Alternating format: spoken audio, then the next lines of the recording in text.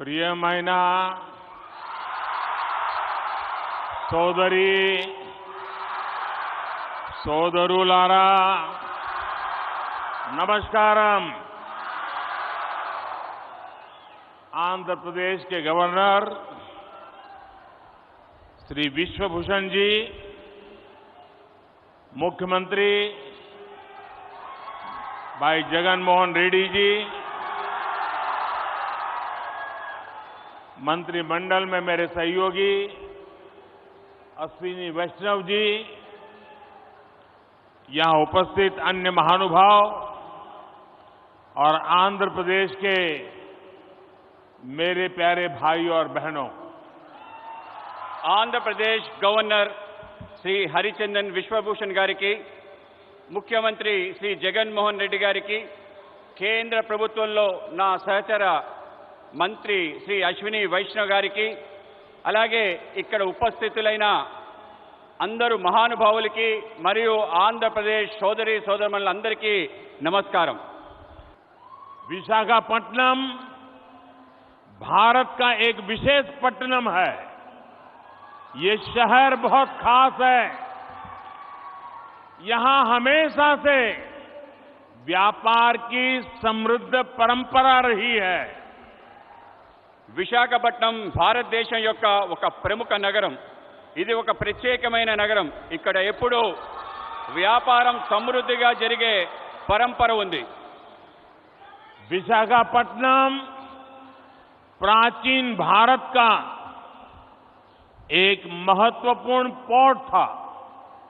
हजारों वर्ष पहले भी इस पोर्ट के जरिए पश्चिमी एशिया और रोम तक व्यापार होता था और आज भी विशाखापट्टनम भारत के व्यापार का केंद्र बिंदु बना हुआ है।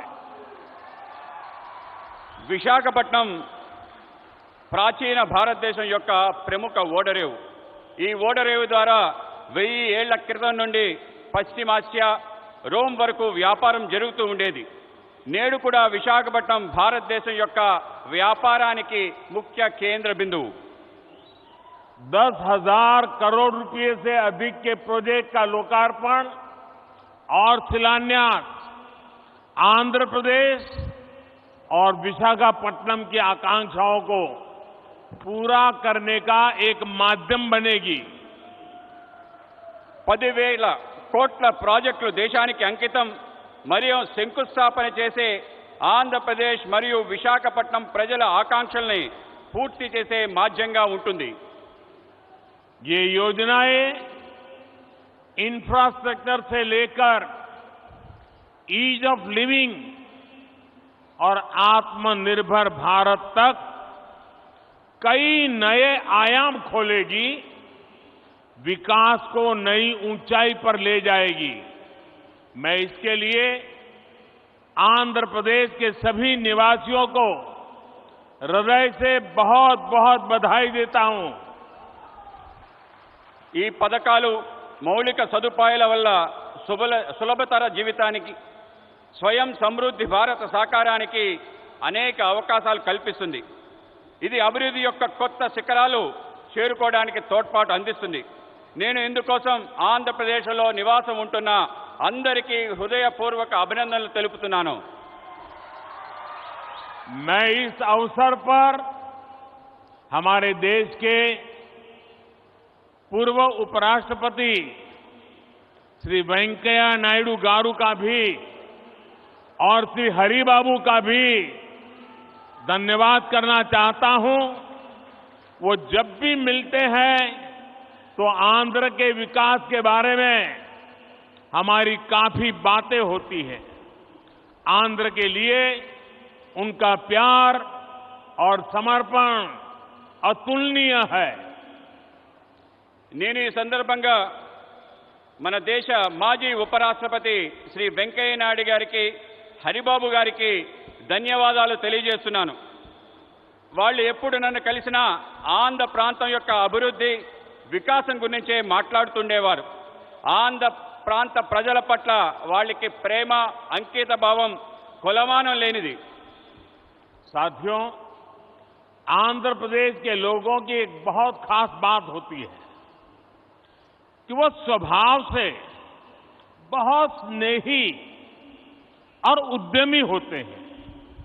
आज तकरीबन दुनिया के हर कोने में, हर काम में आंध्र प्रदेश के लोग अपनी प्रतिभा का प्रदर्शन कर रहे हैं।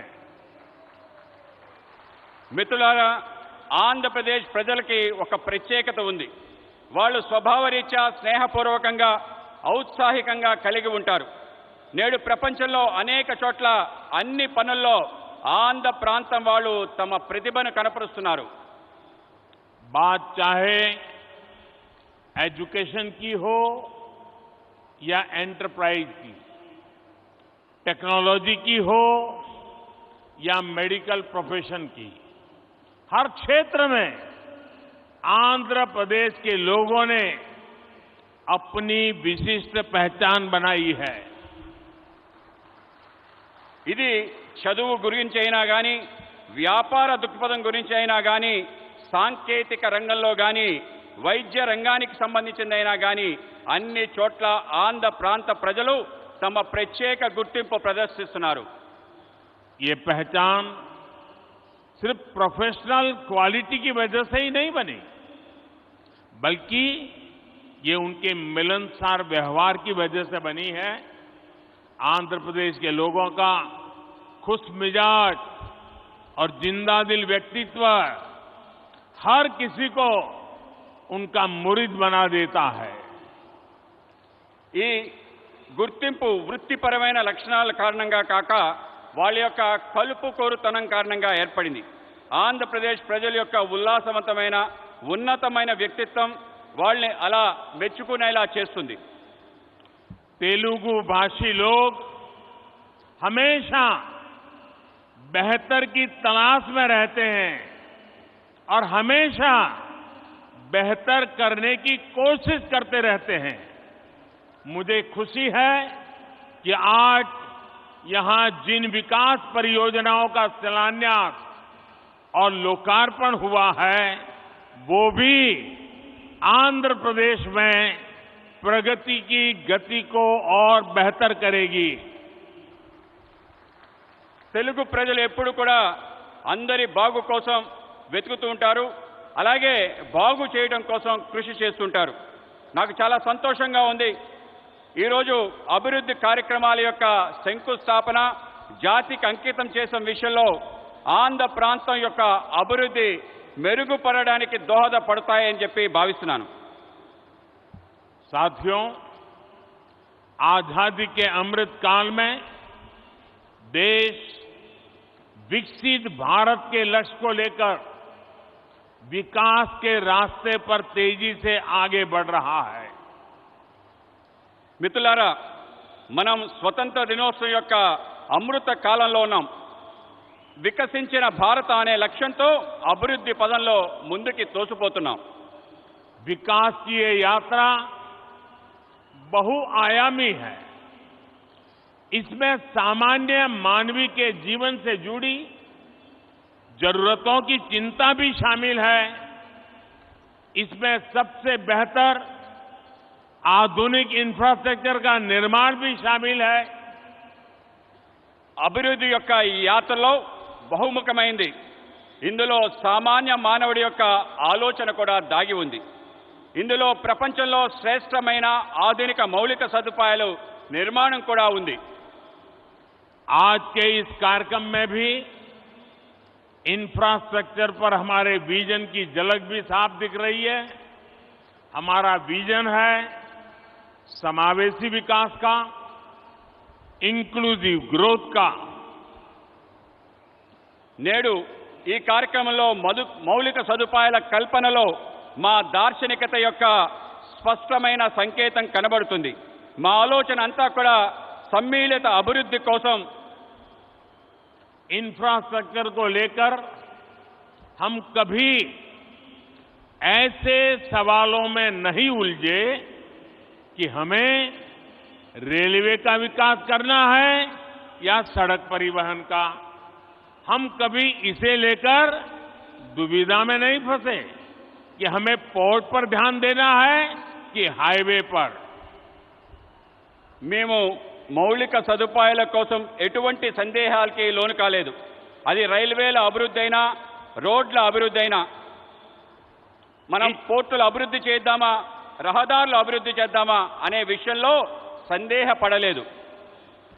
इंफ्रास्ट्रक्चर के इस आइसोलेटेड व्यू से देश को भारी नुकसान उठाना पड़ा. इससे सप्लाई चेन पर असर पड़ा और लॉजिस्टिक्स का खर्च बढ़ गया. మౌలిక సదుపాయాల్లో ఇటువంటి లోపభూయిష్టమైన ఆలోచన కారణంగా దేశానికి భారీ నష్టం చవిచూసింది. మిత్రులారా, సరఫరా గొలుసు, రవాణా సౌకర్యాలు బహుముఖమైన అనుసంధానంపై ఆధారపడి ఉంటుంది. ఆ విధంగా ముందుకు వెళ్ళడానికి దోహదపడతాయి. साथियों, सप्लाई चेन और लॉजिस्टिक्स मल्टी मॉडल कनेक्टिविटी पर निर्भर करते हैं. इसलिए हमने इंफ्रास्ट्रक्चर के विकास को लेकर के नई अप्रोच अपनाई. हमने विकास के इंटीग्रेटेड व्यू को महत्व दिया. మిత్రులారా, సరఫరా గొలుసు బహుముఖమైన అనుసంధానంపై ఆధారపడి ఉంటుంది. ఇందుకోసం మేము మౌలిక సదుపాయాల కోసం ప్రత్యేకమైన ఒక కొత్త పద్ధతిని ప్రారంభించాం. మౌలిక సదుపాయాలు ఏకీకృత ఆలోచనలకు పెద్దపీట వేశాం. आज जिस इकोनॉमिक कॉरिडोर की नींव रखी गई है उसमें 6 लेन वाली सड़क का प्रावधान है. पोर्ट तक पहुंचने के लिए एक अलग सड़क भी बनाई जाएगी. एक तरफ हम विशाखापट्टनम रेलवे स्टेशन को संवार रहे हैं तो दूसरी तरफ फिशिंग हार्बर को अत्याधुनिक बना रहे हैं. నేడు ఎకనామిక్ కారిడార్ ఆర్థిక లోగుల గురించి ఆలోచిస్తున్నాము. అందులో 6 రోడ్ల సదుపాయం గురించి ఉంది. పోర్టు వరకు చేరడం కోసం ఒక ప్రత్యేకమైన రోడ్డు నిర్మాణం చేయడం జరుగుతుంది. ఒక పక్క విశాఖపట్నం రైల్వే స్టేషన్ని ఆధునీకరిస్తున్నాయి, ఇంకో పక్క మన చేపల రేవుని కూడా ఆధునీకరిస్తున్నాం. साथियों, इंफ्रास्ट्रक्चर का ये इंटीग्रेटेड व्यू पीएम गति शक्ति नेशनल मास्टर प्लान की वजह से संभव हुआ है. गति शक्ति प्लान से न सिर्फ इंफ्रास्ट्रक्चर निर्माण की रफ्तार तेज हुई है, बल्कि इससे परियोजनाओं पर लगने वाला खर्च भी कम हुआ है. మిత్రులారా, మౌలిక సదుపాయాల ఏకీకృత ఆలోచన కారణంగా ప్రధానమంత్రి గతిశక్తి జాతీయ ప్రణాళిక కారణంగా జరుగుతుంది. మిషన్ గతిశక్తి ద్వారా మౌలిక సదుపాయాల వేగం పెరుగుతుంది. దీంతో పాటు అనేక ప్రాజెక్టులపై జరిగే ఖర్చు బాగా తగ్గుతుంది. मल्टी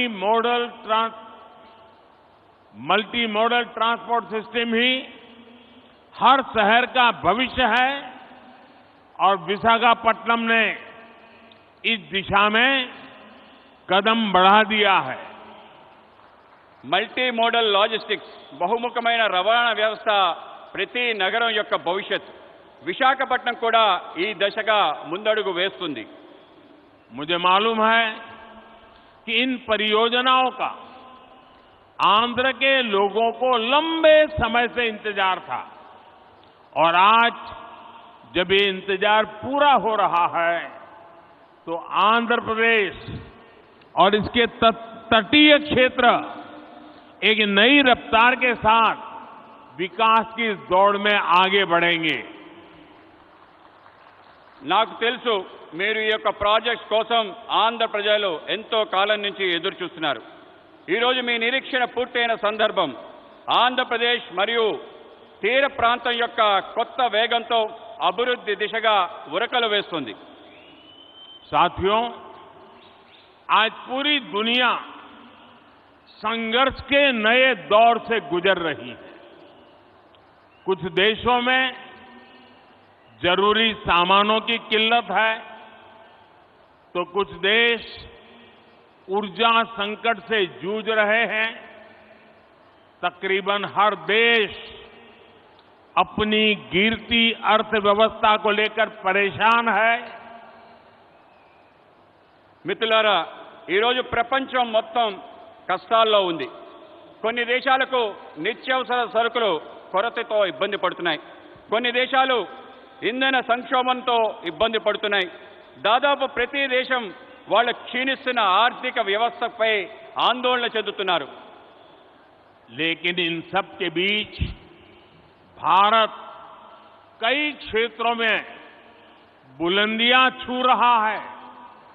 भारत विकास की नई गाथा लिख रहा है और इसे सिर्फ आप ही महसूस नहीं कर रहे हैं, बल्कि दुनिया भी बड़े गौर से आपकी तरफ देख रही है। కానీ ఇటువంటి కష్టకాలంలో భారతదేశం అనేక సవాళ్ల మధ్య కొత్త ఎత్తులు చేరుకుంటుంది. భారతదేశం ఒక సరికొత్త అభివృద్ధి చరిత్ర రాస్తుంది. ఇది కేవలం మనం అనుభవిస్తుందే కాదు, ప్రపంచం మొత్తం మన వైపు చూస్తుంది. आप देख रहे होंगे कि कैसे एक्सपर्ट और बुद्धिजीवी भारत की प्रशंसा कर रहे हैं। आज भारत पूरी दुनिया की उम्मीदों का केंद्र बिंदु बन गया है। మీరు చూస్తున్నారు, ప్రపంచం భారతదేశంలో ప్రముఖులు అనేక మంది మేధావులు ప్రశంసిస్తున్నారు. ఇది మీరు చూస్తున్నారు. నేడు భారతదేశం ప్రపంచం మొత్తం యొక్క ఆశల యొక్క కేంద్ర బిందువుగా మారింది. ऐसा इसलिए संभव हुआ है क्योंकि आज भारत अपने नागरिकों की आशाओं, आवश्यकताओं को सर्वोपरि रखते हुए काम कर रहा है। हमारी हर पॉलिसी, हर फैसला सामान्य मानवी के जीवन को बेहतर बनाने के लिए है। ఇది ఎందుకైందంటే ఇప్పుడు భారత్ వాళ్ళ పౌరుల యొక్క ఆకాంక్షలను, ఆశల్ని ప్రధానంగా తీసుకుని పనిచేస్తుంది. మా ప్రతి విధానం, మా ప్రతి నిర్ణయం సామాన్య మానవుడి యొక్క జీవితాన్ని మెరుగుపరచడం కోసమే. आज एक तरफ PLI scheme, GST, IBC, national infrastructure pipeline, गति शक्ति जैसी पॉलिसी की वजह से भारत में निवेश बढ़ रहा है, तो दूसरी तरफ गरीबों के कल्याण के लिए चलाई जा रही योजनाओं का लगातार विस्तार हो रहा है। నేడు ఒక పక్క పీఎల్ఐ స్కీమ్, జీఎస్టీ, ఐబీసీ, జాతీయ మౌలిక సదుపాయాలు, పైప్లైన్, గతిశక్తి వంటి పాలసీలు వల్ల భారతదేశంలో పెట్టుబడులు పెరుగుతున్నాయి. మరోపక్క పేదవాళ్ల కళ్యాణం కోసం అనేక పథకాల్ని అమలు చేస్తున్నాం. వాటిని నిరంతరం పెంచుకుంటూ పోతున్నాం.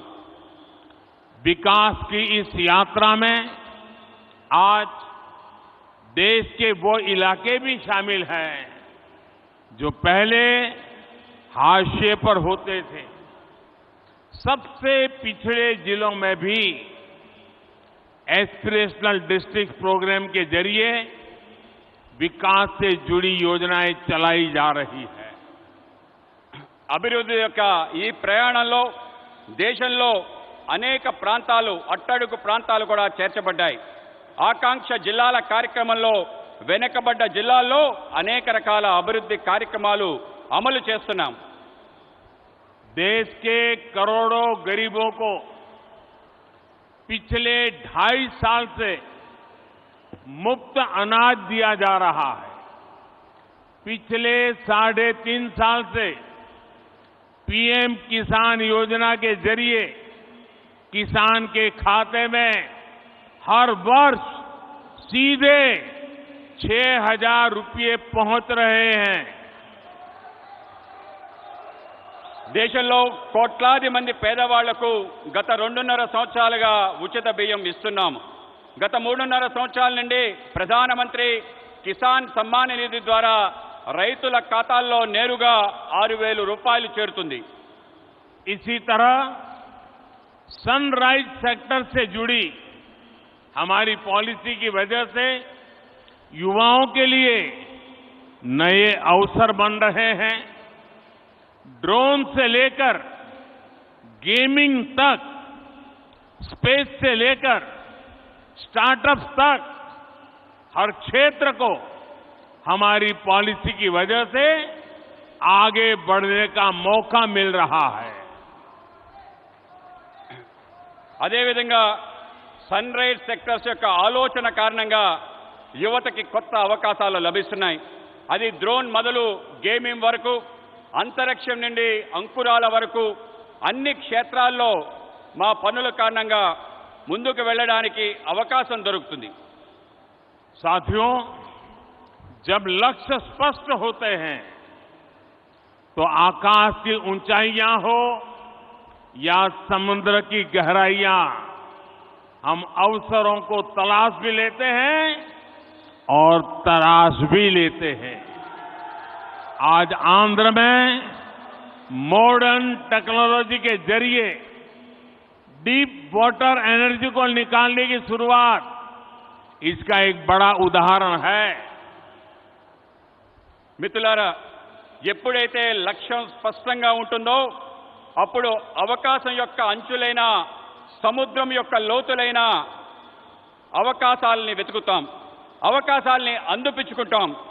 ఈరోజు ఆంధ్రప్రదేశ్లో ఆధునిక సాంకేతిక పరిజ్ఞానం ద్వారా డీప్ వాటర్ లో ఇంధనాన్ని వెలికి తీయటం అనేది ఒక గొప్ప ఉదాహరణ మాత్రమే.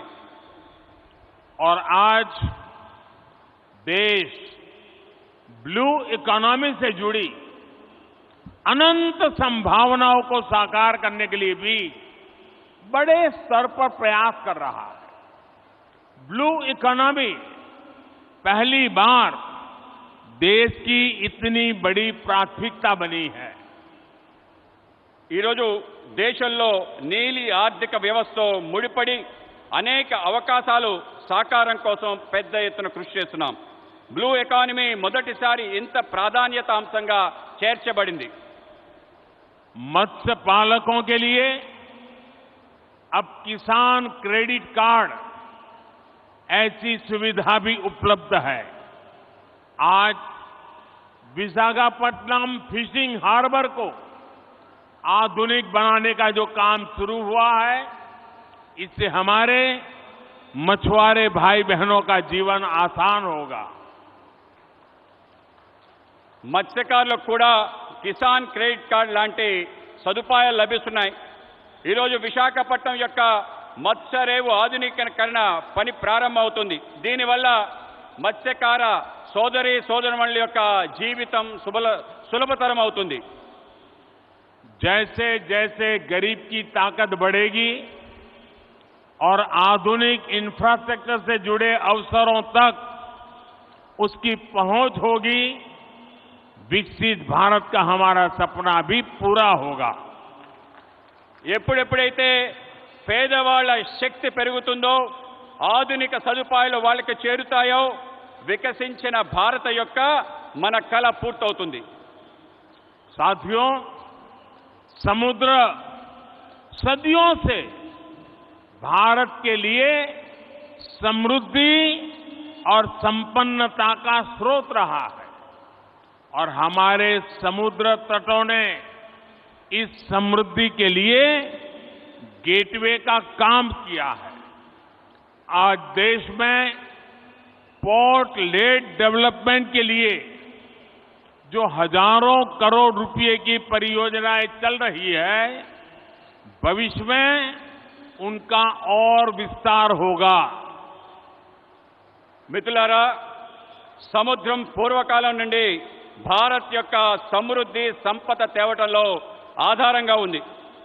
సముద్ర తీరాలు మన సమృద్ధి యొక్క ముఖ్య ద్వారాలుగా మారాయి. ఈరోజు దేశంలో రేవులు, భూములు, అభివృద్ధి వేల కోట్ల రూపాయలలో ప్రాజెక్టులు నడుస్తున్నాయి. ఇవి భవిష్యత్తులో మరింతగా విస్తరిస్తాయి. विकास की इस समग्र सोच को आज 21वीं सदी का भारत धरातल पर उतार रहा है. मुझे विश्वास है आंध्र प्रदेश देश के विकास के इस अभियान में इसी तरह बड़ी भूमिका निभाता रहेगा. అభివృద్ధి కోసం ఇటువంటి సమగ్రమైన ఆలోచన 21వ శతాబ్ది యొక్క భారతదేశం వాస్తవ రూపంలో అవతరిస్తుంది, వాస్తవ రూపంలో తీసుకొస్తుంది. నాకు విశ్వాసం ఉంది ఆంధ్రప్రదేశ్ దేశం యొక్క వికాసంలో పెద్ద భూమిక ప్రదర్శించబోతుంది. इसी संकल्प के साथ आप सभी का एक बार फिर बहुत बहुत धन्यवाद. ఇటువంటి సంకల్పంతో మీ అందరికీ మరోసారి హృదయపూర్వక ధన్యవాదాలు. मेरे साथ दोनों हाथ ऊपर करके पूरी ताकत से बोलिए, भारत माता की జై, भारत माता की జై, भारत माता की జై. बहुत बहुत धन्यवाद.